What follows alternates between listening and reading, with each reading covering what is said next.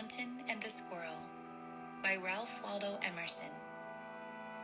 The mountain and the squirrel had a quarrel, and the former called the latter Little Prig. Bun replied, "You are doubtless very big, but all sorts of things and weather must be taken in together to make up a year and a sphere. And I think it no disgrace to occupy my place. If I'm not so large as you, you are not so small as I, and not half as spry. I'll not deny you make a very pretty squirrel track. Talents differ, all is well and wisely put. If I cannot carry forests on my back, neither can you crack a nut."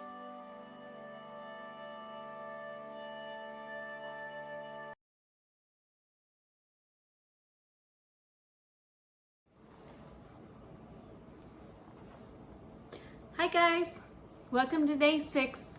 It looks like it's dark in my house and it is getting a little bit late, but it's not nighttime yet. You see, I had to close the windows, the curtains, because if I didn't close them, the sun would be just pouring in here and you couldn't even see my face. So I had to close the windows. Okay, let's get started. Here are our letters we've been working on. Do you know your letters?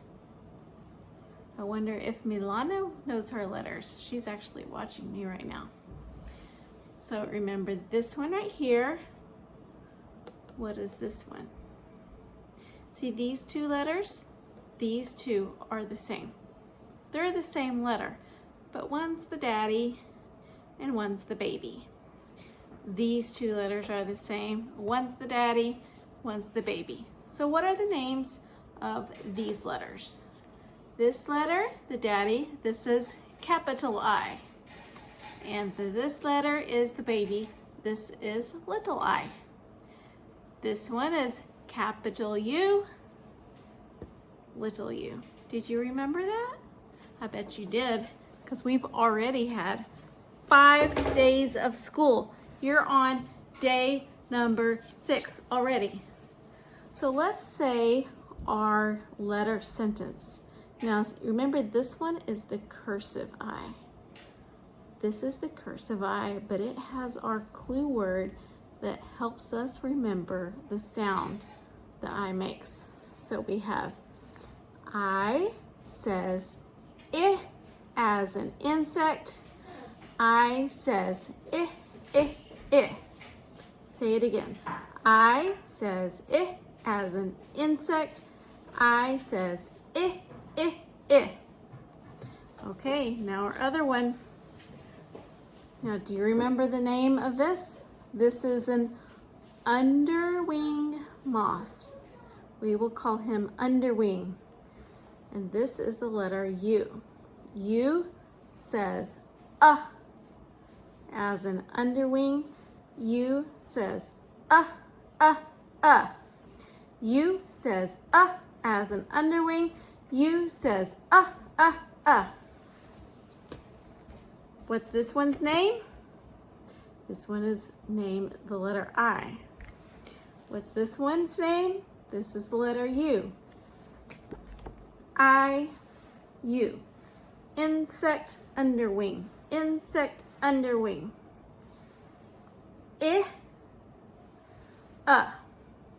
Do you think that you know that already? Because I have a test for you. I'm going to show you a picture and you tell me if it has the I or the sound in its name. So what is this a picture of? Don't say coffee. It's not a picture of coffee. It looks dark, but we don't know what's in the cup. It's a picture of a cup.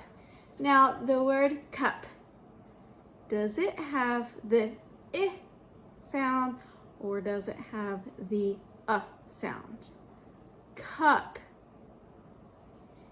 Cup. If you said then you are right. Cup has the cup sound. And what's this? I know you know what this is. This is a fish. If you feed a fish too much, he might get too big. Oh no, I can hear the dryer. I'm going to ignore it. I hope it doesn't bother you. Fish. Fish. Does fish have the I or the sound? Fish. Fish. I. Fish. It has the I sound. So the word fish has the letter I in it because it says I. Fish. Now what's this? It's a chicken. It's a baby chicken, and we call it a chick. Does chick have the I or the sound? Chick. Chick. What do you think? Chick. The word chick has the letter I because it says I. Now what about this? Do you know what this is? This is a diaper pin, and we will call it a pin. Pin. Pin.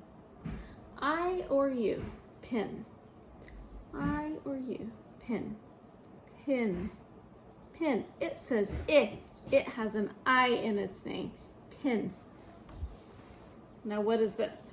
We are going to say, because we can't be sure what's in the inside, we're going to just call this a jug.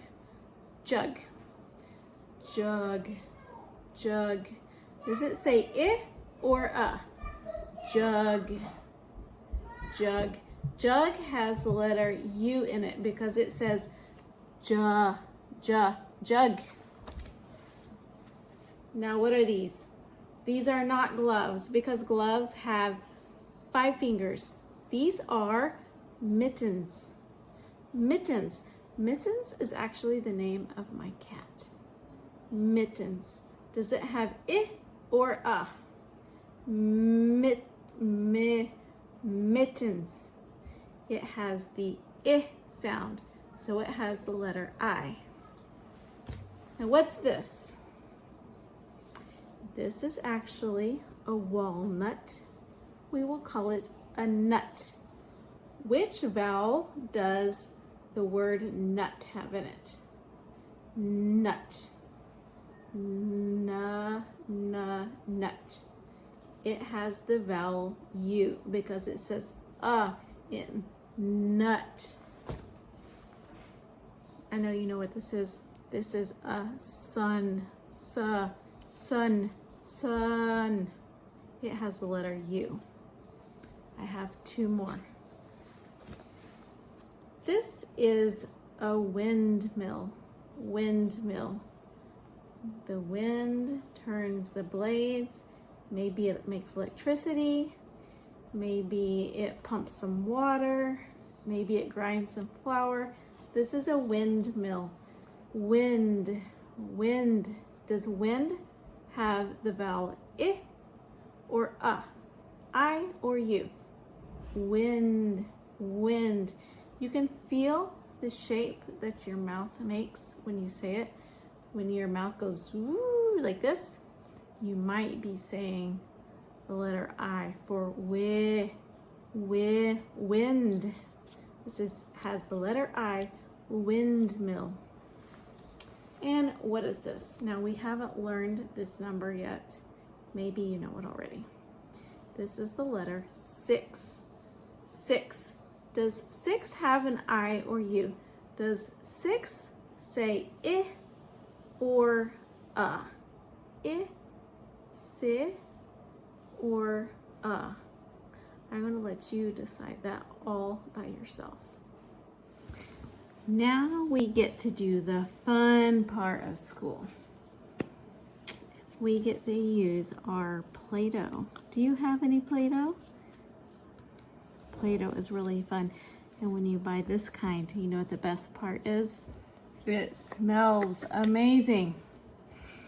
I love the smell of Play-Doh. It smells so good, I could just eat it. Actually, I'm just kidding. I have tried that before and I don't recommend it. Even though it smells amazing, it does not taste amazing. If you really like a salty taste, then you know what Play-Doh smells like, what Play-Doh tastes like. So let's take some of our Play-Doh out. Come on. Okay, we have a big ball of Play-Doh. What will we do with it first? Well, I have a really little rolling pin here. The first thing I'm going to do is I'm going to roll it back and forth to make it flat. We don't want our Play-Doh to be too thick. Roll, roll, roll.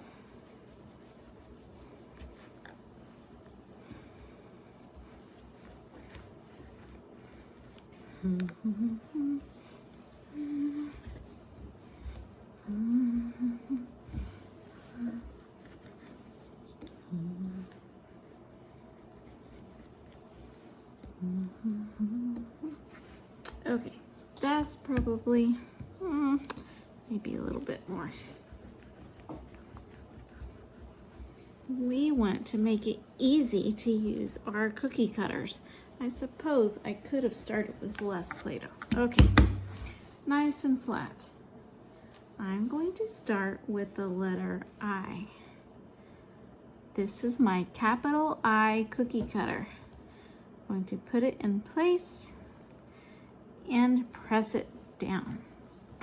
That looks nice. I'm not going to move it yet because I also have a capital U cookie cutter. Put it in place, press it down.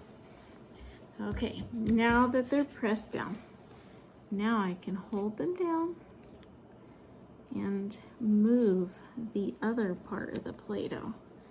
We will see what I have left.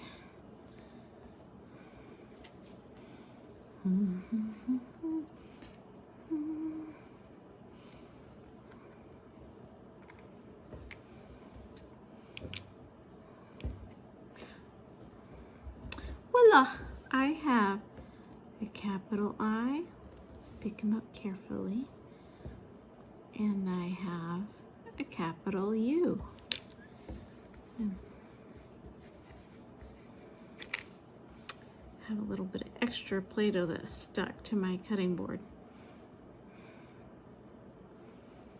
Okay, I have capital I, capital U. Now what is missing here? What else do I need? Well, we have both of the daddies, so we need the babies. Capital I, capital U. This is what we are going to make. Little I, little U. So the first thing I'm going to do is make a long string of Play-Doh. Squeeze, squeeze, squeeze, squeeze, squeeze. Then I can roll it like this. Oops, I broke it. Just squeeze it back together. Squeeze, squeeze, squeeze, squeeze, squeeze. Do you think that's thin enough? Do you think that will work to make a little eye? I think so. So, we want it to be small. So I will break it off right here. Excuse me. Okay. Now what is missing? What does little I need? It needs a dot. Capital I, little I.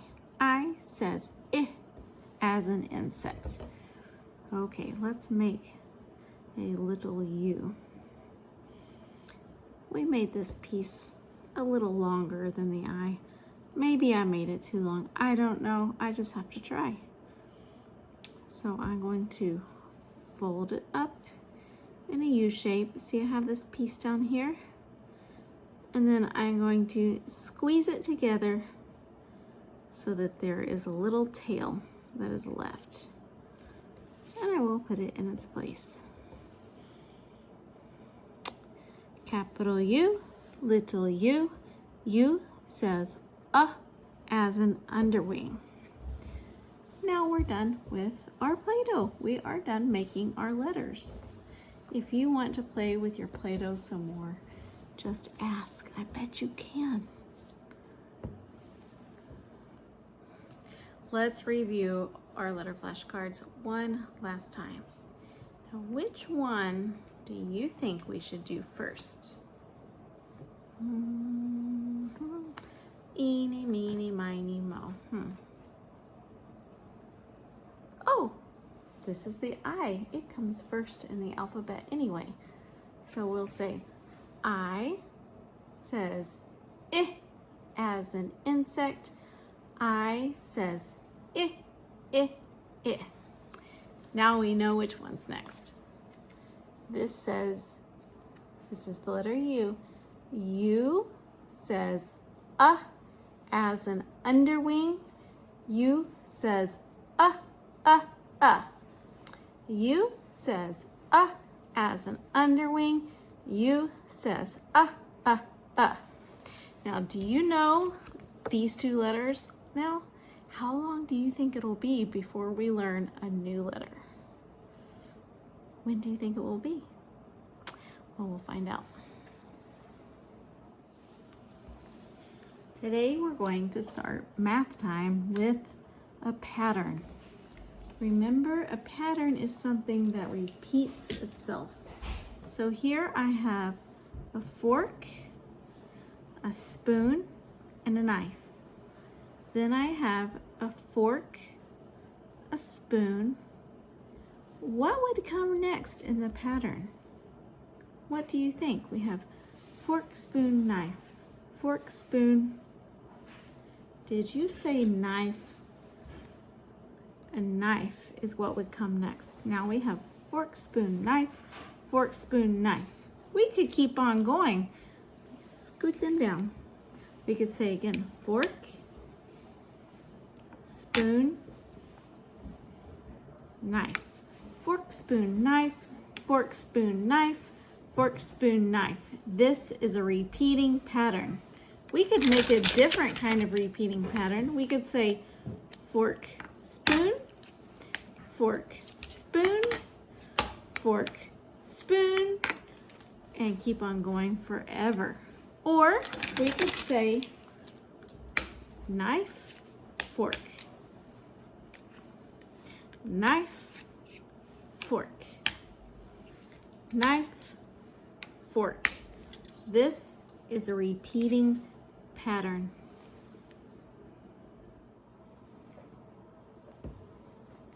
Are you ready to count with me? Let's start at the top. We have a horse at the top by the number 1. 1, 2, 3, 4, 5, 6, 7, 8, 9, and 10. Oops, right here at the bottom. So what picture is that by the number 10? It is some little mice. 10 mice. We can count them here. 1, 2, 3, 4, 5, 6, 7, 8, 9, 10. 10 mice. Let's count again. 1, 2, 3, 4, 5, 6, 7, 8, 9, 10. Let's count again faster this time. 1, 2, 3, 4, 5, 6, 7, 8, 9, 10. You can count to 10. I'm sure you are on our way. Now let's look at something else. Here I have my chalkboard. See my chalkboard? And I have numbers 1 over here to 10 written on my chalkboard. But do you see that there's something missing? Do you see right here where this line is? there's something missing there. What do you think it is? Do you know how to find out? Well, if you started at 1 and you counted all the way to 10, which number is not on the board? Which one is missing? Can you figure it out on your own? I don't want to tell you this time. I want to see if you can do it. Which number is missing? Maybe you can tell your mom which one is missing, because I'm not giving away the secret. Okay. On to our number flashcards. Remember, this is the number 1 for 1 nest. This is the number 2 for 2 what? What is that? 2 frogs. This is the number 3 for 1, 2, 3 shells. This is the number 4 for 4 logs. 1, 2, 3, 4. And here we have number 5 for 5 mushrooms. 1, 2, 3, 4, 5. Number 5. Let's count again. 1. Oops. 2. 3.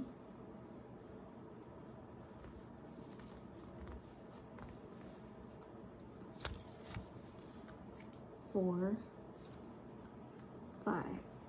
And when I show you a number, you tell me which number it is. And I'm not even going to look. I'm not going to peek. I'm mixing them up. Okay, let's see which number I come up with first. Which number is this? What number is that? That is the number 2. Okay. Which number is that? Do you know? That is the number 5. Da, da, da, da, da, da.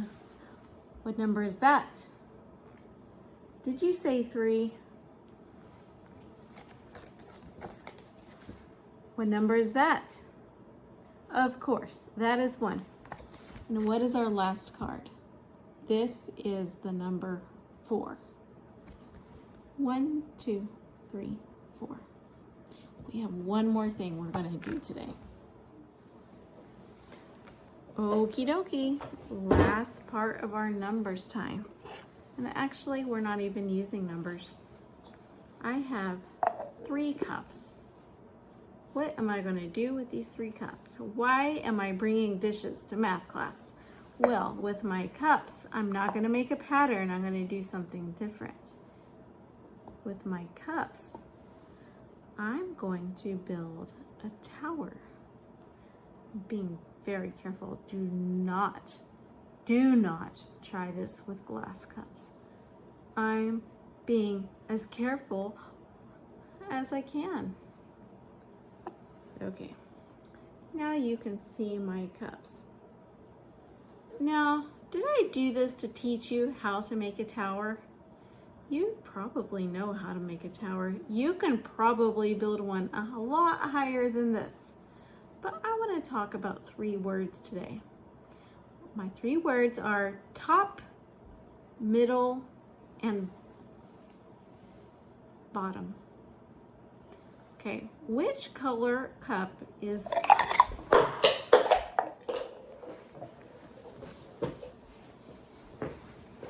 Oops! Try that again. Which color cup is on top? Of course, it's the white one. Do you know your colors? The white cup is on top. Which color cup is on the bottom? Pink. Now what about middle? Middle is not top. Middle is not bottom. middle is middle. The middle cup is green. So we have top, middle, bottom. The top is white, the middle is green, and the bottom is pink. I think we're done for today. Top, middle, bottom. Top, middle, bottom.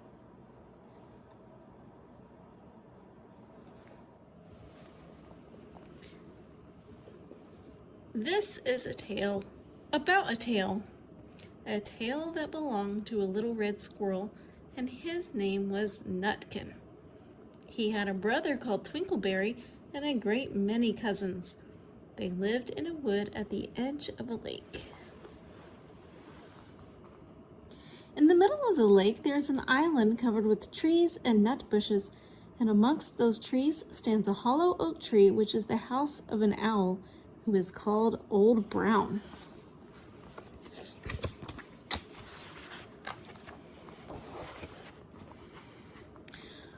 One autumn, when the nuts were ripe and the leaves on the hazel bushes were golden and green, Nutkin and Twinkleberry and all the other little squirrels came out of the wood and down to the edge of the lake.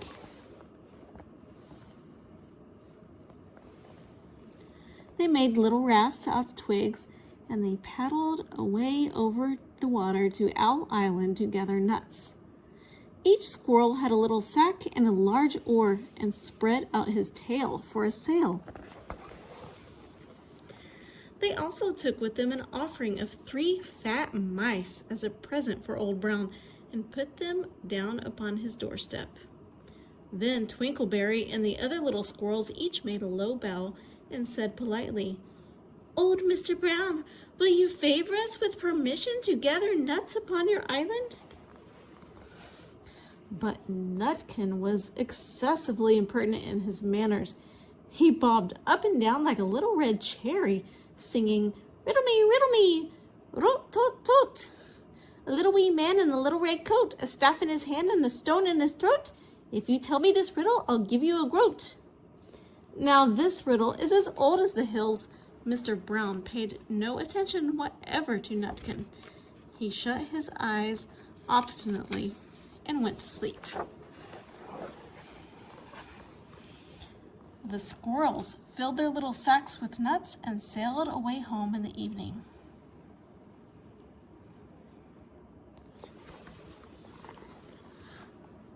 But next morning they all came back again to Owl Island, and Twinkleberry and the others brought a fine fat mole and laid it on the stone in front of Old Brown's doorway and said, "Mr. Brown, will you favor us with your gracious permission to gather some more nuts?"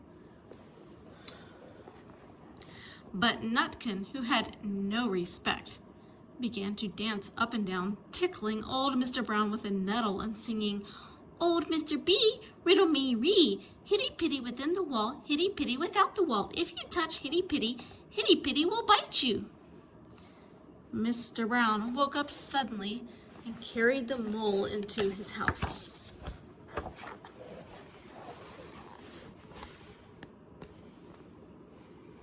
He shut the door in Nutkin's face. Presently a little thread of blue smoke from a wood fire came up from the top of the tree, and Nutkin peeped through the keyhole and sang, a houseful, and you cannot gather a bowlful." The squirrels searched for nuts all over the island and filled their little sacks, but Nutkin gathered oak apples, yellow and scarlet, and sat upon a beech stump playing marbles and watching the door of old Mr. Brown. On the 3rd day, the squirrels got up very early and went fishing. They caught 7 fat minnows as a present for Old Brown. They paddled over the lake and landed under a crooked chestnut tree on Owl Island.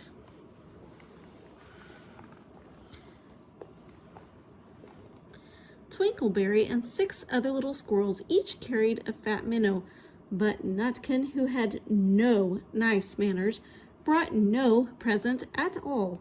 He ran in front, singing, "The man in the wilderness said to me, 'How many strawberries grow in the sea?'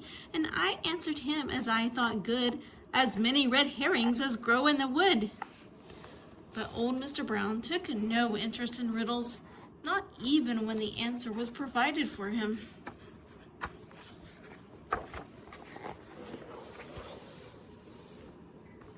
On the fourth day, the squirrels brought a present of 6 fat beetles, which were as good as plums and plum pudding for Old Brown. Each beetle was wrapped up carefully in a dock leaf, fastened with a needle pin. But Nutkin sang as rudely as ever. Old Mr. B, riddle me ree, flower of England, fruit of Spain, met together in a shower of rain. Put in a bag tied round with a string, if you'll tell me this riddle, I'll give you a ring. Which was ridiculous of Nutkin, because he had not got any ring to give to Old Brown. The other squirrels hunted up and down the nut bushes, but Nutkin gathered robin's pin cushions off a briar bush and stuck them full of pine needle pins.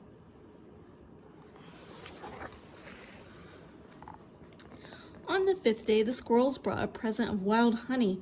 It was so sweet and sticky that they licked their fingers as they put it down upon the stone. They had stolen it out of a bumblebee's nest on the tippity top of the hill. But Nutkin skipped up and down, singing, "Hum-a-bum, buzz, buzz, hum-a-bum, buzz. As I went over Tipple-tine, I met a flock of bonny swine, some yellow-nacked, some yellow-backed. They were the very bonniest swine that e'er went over Tipple-tine." Old Mr. Brown turned up his eyes in disgust at the impertinence of Nutkin, but he ate up the honey.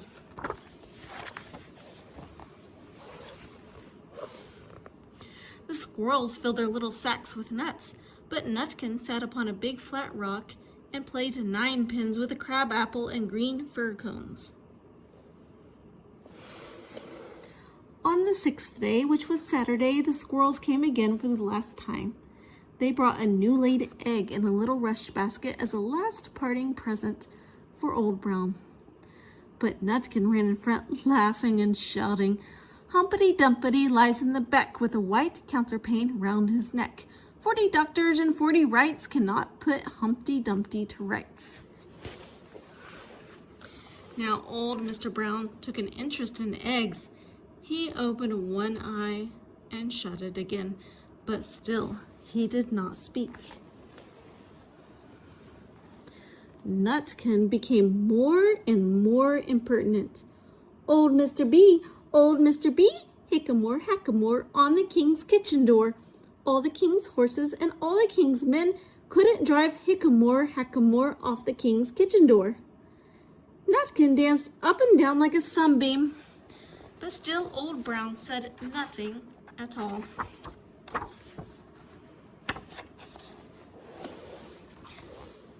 Nutkin began again. "Arthur O'Bower has broken his band. He comes roaring up the land. The King of Scots with all his power cannot turn Arthur of the Bower." Nutkin made a whirring noise to sound like the wind, and he took a running jump right onto the head of Old Brown. Then all at once there was a flutterment and a scufflement and a loud squeak. The other squirrels scuttered away into the bushes.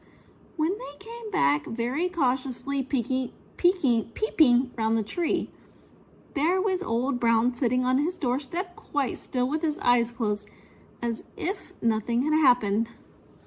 But Nutkin was in his waistcoat pocket. This looks like the end of the story, but it isn't. Old Brown carried Nutkin into his house and held him up by the tail, intending to skin him. But Nutkin pulled so very hard that his tail broke in two, and he dashed up the staircase and escaped out of the attic window.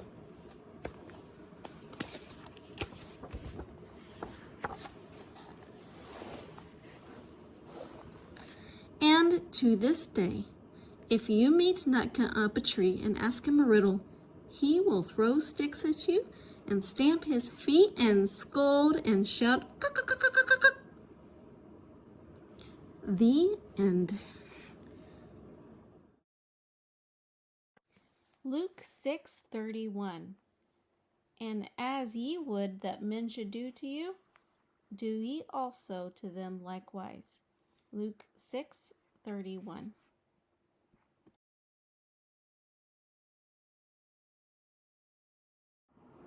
And that, my friend, was the end of day number 6.